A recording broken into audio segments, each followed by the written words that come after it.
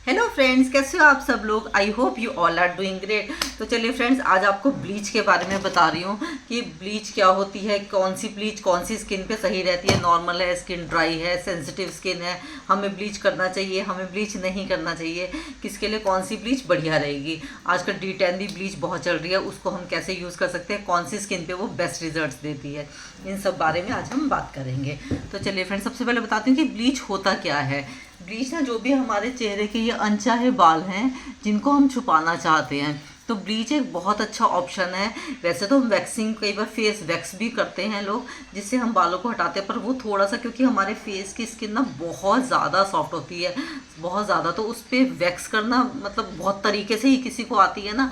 तो जब मेरा पार्लर था ना, तो वहाँ पे मैंने लड़कियों को बहुत अच्छा ट्रेंड किया हुआ था, तो उसमें सिर्फ एक या दो लड़कियों को ही सिर्फ मैं अलाउ करती थी फेस वैक्स के लिए भी। और फेस वैक्स भी ना, जिनकी थोड़ी सी मैच्योर स्किन है और बाल जैसे ज़्यादा ही हार्ड है, या स्किन भी ना देखने से समझ में आ जाता है कि मैच्योर स्किन है, तो थोड़ा सा हार्ड स्किन है वो, जैसे लड़कियां हैं, कम एज की है, सॉफ्ट स्किन है, तो उनकी स्किन पे तो कम्प्लीटली नो, उनकी स्किन पे तो बिल्कुल वैक्स का मतलब ही नहीं है।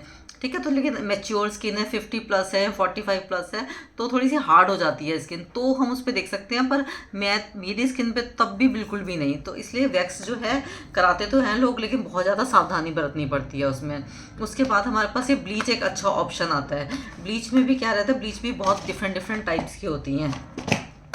अभी पहले ये वाले बताती हूँ। हल्दी चंदन ब्लीच, ये डर्मा क्ले की है, हल्दी चंदन ब्लीच प्रोफेशनल। तो ये वाली आजकल मैं यूज़ करती हूँ, तो मुझे बहुत सही रहती है ये।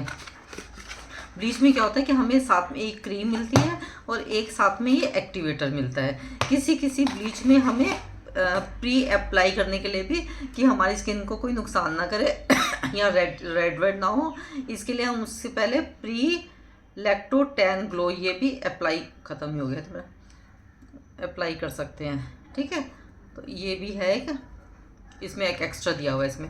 पर मेनली तो ब्लीच में क्या रहता है कि क्रीम रहती है इसकी, तो जैसे हल्दी चंदन ब्लीच है ना, तो इसकी जो क्रीम है ना वो भी येलो कलर की है, और इसका जो एक्टिवेटर है ना वो भी येलो कलर का है। ये इसमें एक्टिवेटर रहता है, नहीं येलो तो नहीं है, ऑफ वाइट टाइप का है, मेरे सूट से मैच करता है इसका एक्टिवेटर। ठीक है, तो इस तरीके का है। तो जो हम इसको मिक्स करते हैं, वैसे मैंने बहुत सारी, मेरे चैनल पे 2000 से भी ज़्यादा वीडियोस होने वाली हैं, तो बहुत सारी वीडियोस में शेयर कर चुकी हूँ, बहुत बार मैं ब्लीच को अप्लाई करके भी दिखा चुकी हूँ। अभी आज मैं सिर्फ थ्योरेटिकल नॉलेज दे रही हूँ कि ब्लीचेस के बारे में, प्रैक्टिकली मैंने बहुत ज़्यादा चीज़ें करके दिखाई हैं। ठीक है, तो ये जो एक्टिवेटर होता है ना, एक्टिवेटर और क्रीम इनको आपस में मिक्स करते हैं। मतलब अगर 2 चम्मच हमारा एक्टिवेटर होगा, ये होगा ना क्रीम होगा, तो उसमें एक्टिवेटर बहुत पिंच ऑफ, मतलब बहुत, इसमें सारा मेंशन किया हुआ है कि बहुत ही कम। देखिए अप्लाई ब्लीच, रेशो कितना होगा, pinch of activator less than 4:1, 4:1 का रेशो होता है इसमें, 4:1 का रेशो। पर 1 भी बहुत, एक्टिवेटर बहुत कम डलता है, क्योंकि वो स्किन को लाल कर देता है। स्पेशली अगर हम ब्लीच कर रहे हैं ना, तो यहाँ पर तो हमें सबसे पहले ध्यान करना है इस जगह पे, कि हमारा ज़्यादा ना हो जाए लाल वाल। ठीक है, तो इसलिए क्या कहते हैं, ये ब्लीच का रहता है। तो थोड़ी सी ये हल्दी चंदन वाली थोड़ी सी हर्बल टाइप की रहती है, तो ज़्यादा सही रहती है। उसके अलावा ये भी है डायमंड ब्लीच है, इसको भी हम अपने फेस पे करते हैं, क्रीम और एक्टिवेटर मिक्स करते हैं, अप्लाई करते हैं 10 से 15 मिनट, 10 से 15 मिनट से ज़्यादा नहीं करना। कई बार अब हमें लगता है कि हम 15-20 मिनट से आधा घंटा रखेंगे तो और ज़्यादा बढ़िया हो जाएगा, ऐसा नहीं होता। 10 से 15 मिनट में वो अपना काम कर लेता है जितना उसको करना है। 15 तो मैक्सिमम है, 10 से 15 के बीच में हमें ब्लीच हटा देनी चाहिए। भूल गए या कुछ है तो फिर लाल होने का डर रहता है। जैसे ही ब्लीच अप्लाई करोगे, हल्का अगर इरिटेशन वगैरह कुछ हो रहा है, ब्लीच अप्लाई करते एक्टिवेटर ज़्यादा मिल गया है, तो फिर उसमें क्रीम थोड़ा सा और मिक्स कर लो। कई बार होता है ना, एक्टिवेटर गलती से ज़्यादा डल गया है, तो थोड़ा क्रीम की क्वांटिटी और बढ़ा दो, तो एक्टिवेटर फिर थोड़ा सा कम हो जाएगा। पर ध्यान रखो कि एक्टिवेटर ज़्यादा डले ही ना, कम एक्टिवेटर चल जाएगा, लेकिन ज़्यादा बिल्कुल भी नहीं चलेगा, स्किन को और ख़राब करेगा वो। ठीक है, तो ये दूसरी वाली डायमंड ब्लीच है एडिसा की। तो इसमें भी जो था बॉक्स में इस तरीके से था।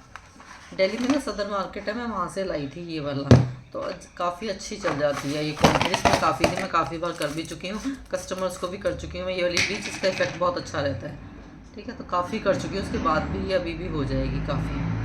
ठीक है, तो इस तरीके से है ये है diamond bleach instant ultimate whitening with natural botanical extract. ये वाली है ये, ठीक है।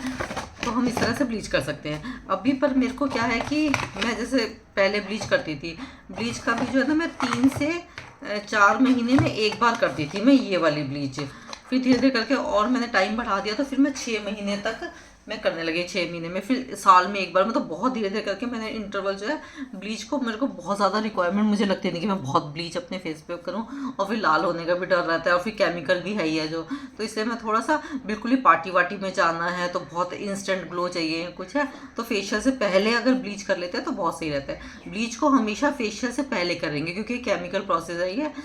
फेशियल के बाद कभी भी ब्लीच नहीं होता, पहले होता है, क्योंकि फेशियल में तो नेचुरल ऑयल्स होते हैं, हाइड्रेशन होता है, मॉइस्चर होता है, जो फेशियल हमारे स्किन को रिलैक्स करता है, ग्लो करता है। तो ब्लीच केमिकली प्रोसेस हमने पहले कर लिया, उसके बाद फेस को, स्किन को रिलैक्स किया, तो वो ज़्यादा सही रहता है, ठीक है। तो वो हमने कर लिया। उसके बाद में अगर अभी जो मैं आजकल जो मैं बहुत ज़्यादा प्रेफर कर रही हूँ, वो मैं प्रेफर कर रही हूँ ये D10 ब्लीच।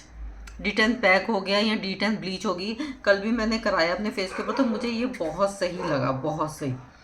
इसमें ना कोई एक्टिवेटर वगैरह मिक्स नहीं करते, सिंपल जैसे फेस पैक अपने फेस के ऊपर अप्लाई करते हैं ना, वैसे करके फेस पैक को अप्लाई कर लेंगे। मैं मीशा से पूछूंगी, अगर वो कराएगी ना तो फिर मैं उसका करूँगी, फेस के ऊपर D10 करूँगी और D10 फेशियल भी करूँगी।